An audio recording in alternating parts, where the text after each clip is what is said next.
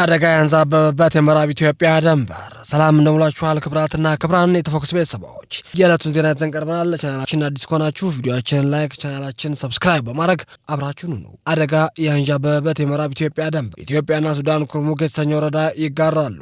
የወረዳው ግማሽ ክፍል ኢትዮጵያ ውስጥ የሚገኝ ሲሆን ኩርሙክ ኢትዮጵያ የሚል ስያሜ ያለው፣ በሱዳን በኩል ያለው ደግሞ ኩርሙክ ሱዳን ተብሎ ይጠራል። ኩርሙክ ከፍተኛ ወርቅ፣ ሌሎች ማዕድናት ክምችት ያለበት አካባቢ በመሆኑም አብዛኛው ለግጭት የተጋለጠ ነው። ሰሞኑ በአካባቢው ሱዳን ብሔራዊ ጦርና በፈጥኖ ደራሽ ኃይል መካከል በተቀሰቀሰ ግጭት በርካታ ኢትዮጵያውያንና ሱዳን ድንበር በምትገኘው ኩርሙክ ከፍተኛ ስጋት በፈጠሩ ነዋሪዎችም ተናግረዋል። በብሉ ናይል ግዛት ውስጥም በተቀሰቀሰ ግጭት ነዋሪዎች በኩርሙክ ሆራዘን ወደ ተባለችው ከተማና አሶሳ መሸሻቸው የዓይን እማኞች ገልጸዋል። ካለፈው እሁድ መጋቢት 13 2018 ዓ.ም ጀምሮ በብሉ ናይል ግዛት በሁለቱ ሱዳን ኃይሎች መካከል የተከሰተው ግጭት በኢትዮጵያና በሱዳን ድንበር ላይ የሚገኘው የአሶሳ ዞን ኩርሙክ ወረዳ ከፍተኛ መደናገጥ ፈጥሯል። ዩኒፎርም የለበሱ የሱዳን ወታደሮች ወደ ኢትዮጵያ ድንበር በማለፍ ሙከራ ሲያደርጉ ይታዩ እንደነበር ገልጸው ጦርነቱ የሸሹ ሱዳን ወታደሮች ለጸጥታ ኃይሎች እጅ ሰጡ እንዳሉ የተናገሩት አንድ ነዋሪም ለመስጠት ፈቃደኛ ያልሆኑ የሱዳን ወታደሮች ደግሞ ከጸጥታ ኃይሎች ጋር መጋጨታቸው አንስተዋል። በፌዴራል መንግስት በኩል በዚህ ጉዳይ ላይ እስካሁን የተባለ ነገር የለም። አካባቢው አስተዳደር በበኩሉ ግጭቱ ሱዳን ውስጥ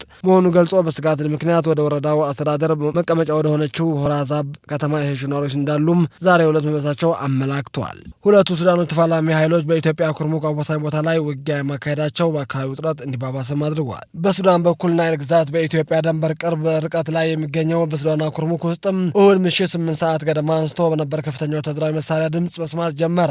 በሁለቱ ሱዳን ኃይሎች መካከል የተከሰተው ግጭት ወደ ምስራቁ ሱዳን ክፍል ከተዛመተ ረጅም ጊዜን አስቆጥሯል። ከአሷ ከተማ 95 ኪሎ ሜትር ርቀት ላይ ከምትገኘው ኩርሙክ በኢትዮጵያ ቤንሻንጉል ጉሙዝ በኩል ከሚዋሰኑባቸው 5 መግቢያ በሮች አንዷ ስትሆን ከፍተኛ ንግድ እንቅስቃሴ የሚታይባት ከተማ ናት። በዚህ ወረዳ ነዋሪዎች የሆኑት ሌላ አስተያየት ሰጭም ትናንት ለረጅም ሰዓት በነበረ ሱዳን ኃይሎች ግጭት አካባቢ ነዋሪ ከፍተኛ መደናገጥ መፍጠሩ ተናግረዋል። በድንበር ላይ የሚገኙ ነዋሪዎችም በጦርነት ሳቢያ ጉዳት እንዳይደርስባቸው አብዛኛው ነዋሪ ወደ ሆራዘን የተባለ ከተማ መሸሻቸው ተናግረዋል። በአሶሳ ዞን ኩርሙክ ወረዳ ዋና አስተዳዳሪ አቶ ከማል መሐመድ ሁለቱ የሱዳን ኃይሎች ግጭት ከድንበር የራቀ ቢሆንም ከፍተኛ ከባድ መሳሪያ ድምፅ የሰሙን የተደናገጡ ነዋሪዎችም ወደ ሆራዛብ የተባለው ወረዳ መቀመጫና አሶሳ መሸሻቸው ተናግረዋል። ወደ ሆራዛብ ከተማ የሸሹ ነዋሪዎችም ዛሬ መመሳቸው በዛሬው ዕለትም ኩርሙክ ከተማ የንግድ ሱቆች፣ ሌሎች ተቋማት ተከፍተው የወረዳ አስተዳደር ተናግረዋል። በብሉ ናይል ግዛት ውስጥም የጀመረው እርስ በርስ ግጭት በተለይም ዓለም አቀፍ መገናኛ ተቋማት ተዘግቧል።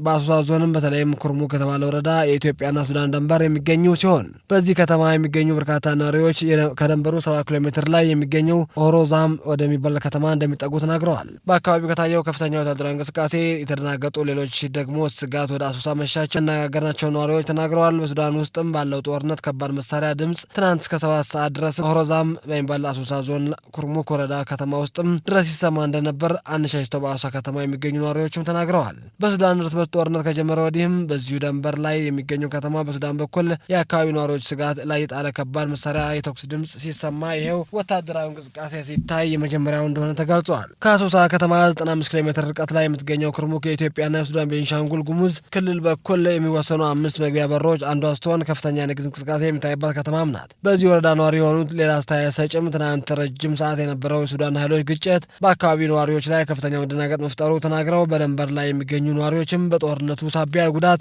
እንዳይደርስባቸው አብዛኛው ነዋሪ ወደ ሆራይዘን የተባለው ከተማ መሸሻቸው ተናግረዋል። በአሶሳ ዞን ኩርሙክ ወረዳ ዋና አስተዳዳሪ አቶ ከማል መሐመድ ሁለቱ የሱዳን ኃይሎች ግጭት ከድንበር የራቀ ቢሆንም ከፍተኛ ከባድ መሳሪያ ድምፅ የሰሙ የተደናገጡ ነዋሪዎች ወደ ሆራዛብ የተባለ ወረዳ መቀመጫና አሶሳ መሸሻቸው ተናግረዋል። ወደ ሆራዛብ ከተማ የሸሹ ነዋሪዎችም ዛሬ መመሳቸው በዛሬው ዕለትም ከተማ ንግዶች፣ ሱቆች፣ ሌሎች ተቋማት መክፈታቸው የወረዳው አስተዳዳሪ ተናግረዋል። ብሉ ናይል ግዛት ውስጥም የመጀመሪያው እርስ በርስ ግጭት በተለያዩ ዓለም አቀፍ ከፍተኛ መገናኛ ብዙኃን ዘግቧል። ፈጥኖ ደራሽ ኃይል ጦር በውጊያ የበላይነት ሲይዝ ወደ ኢትዮጵያ ጣታቸውን የሚቀስሩት የሱዳን ባለስልጣናት ሰሞኑን በኩርሙክ ላይ በተሰነዘረ ፈጥኖ ደራሽ ኃይሎች ጥቃት የሱዳን ሰዎች ኢትዮጵያ ድጋፍ እያደረገች ነው ሲሉ ክስ አቅርበዋል። ከሱዳን ባለስልጣናት የኢትዮጵያ ፈጥኖ ደራሽ ኃይሎች RSF እና የሱዳን ህዝብ ነጻ አውጪ ንቅናቄ ሰሜን SPLM-N ጥምሮች ኃይሎች በስትራቴጂካዊቷ ድንበር ከተማ ኩርሙክ ላይ የሰነዘሩት አዲስ ጥቃት ድጋፍ አድርጋለች ሲሉ መከሳቸው ሱዳን ትሪቡን ዘግቧል። የዜና ምንጩ በጠቀሳቸው ሱዳን መንግስት ባለስልጣናት እንደገለጹት ኢትዮጵያ ከሁለት አማጺ ቡድኖች ጋር ትስስር ያላት ታጣቂዎች ከግዛቷ እኩል እንዲንቀሳቀሱ በመፍቀድ ጥቃቱን ደግፋለች ብለዋል።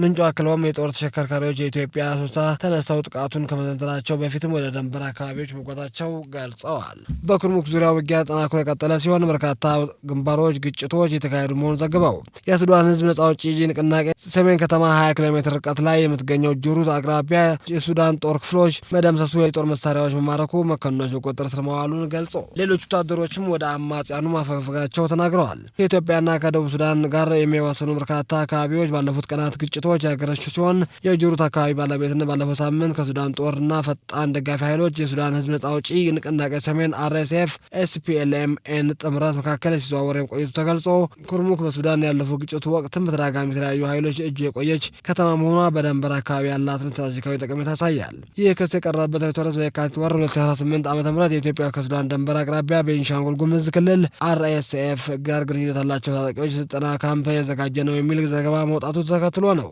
የዲፕሎማሲና የደህንነት ምንጮች እንዲሁም የሳተላይት ምስሎች ዋቢ ያደረገው ሮይተርስ ዘገባ ተቋሙ አዳዲስ ታጣቂዎችን ለመመልመል ሊያገለግል እንደሚችልም ጠቁሞ ነበር። ኢትዮጵያ ባለስልጣናትም ለዚህ ክስ እስካሁን ድረስ ይፋዊ ምላሽ አልሰጡም። የተባበሩት አረብ ኤምሬትስ በኩሏ ጉዳዩ ላይ እጅ የለበትም ብላለች። በሱዳን ባለስልጣናት ቀደም ብሎ ተመሳሳይ ክሶች ሲቀርቡ የቆዩ ሲሆን ባለፈው የካቲት ወር ላይም የፈጥኖ ደራሽ ኃይሎች የሱዳን ህዝብ ነጻነት አውጪ ንቅናቄ ሰሜናዊ ታጣቂዎች በኩርሙክ ወረዳ በኩርሙክ ዲመንሱር ላይ ጥቃትም ለመሰንዘር በኢትዮጵያ በኩል ወደ ብሉ ናይል ግዛት መግባታቸው መግለጻቸውም ይታወሳል። ክቡራትና ክቡራን የተፎክስ ቤተሰቦች የዕለቱን ዜና በዚህ ቋጨን። ቀጣይም በሌላ ፕሮግራም እስክንገናኝ ቸር